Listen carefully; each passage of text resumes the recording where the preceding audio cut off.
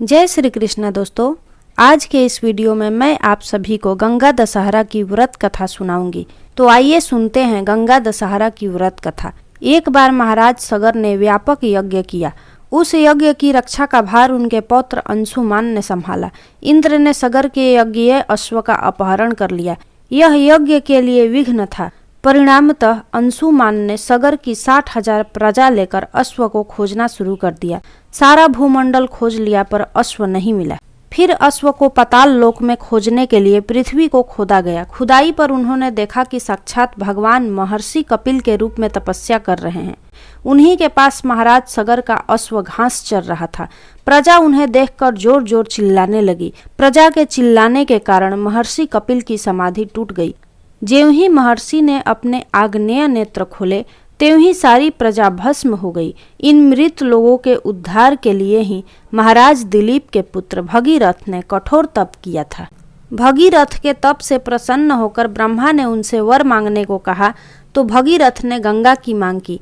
इस पर ब्रह्मा ने कहा, राजन, तुम गंगा का पृथ्वी पर अवतरण तो चाहते हो, परंतु क्या तुमने पृथ्वी से पूछा है कि वह गंगा के भार तथा वेग को संभाल पाएगी?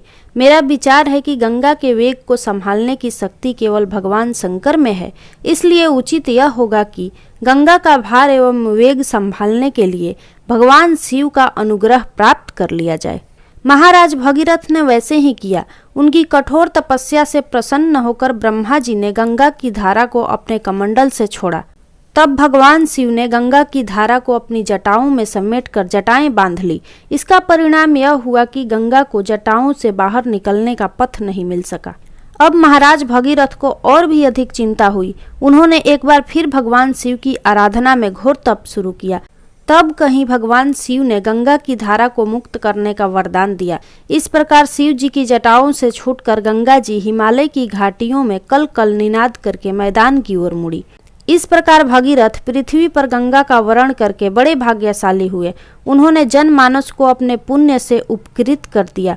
युगों युगों तक बहने वाली गंगा की धारा महाराज भगीरथ की कष्टमयी साधना की गाथा कहती है। गंगा प्राणी मात्र को जीवन दान ही नहीं देती, मुक्ति भी देती है। इसी कारण भारत तथा विदेशों तक में गंगा की महिमा गाई जाती है। यदि आपको यह वीडियो पसंद आई हो तो कमेंट बॉक्स में हर हर गंगे जरूर लिखें।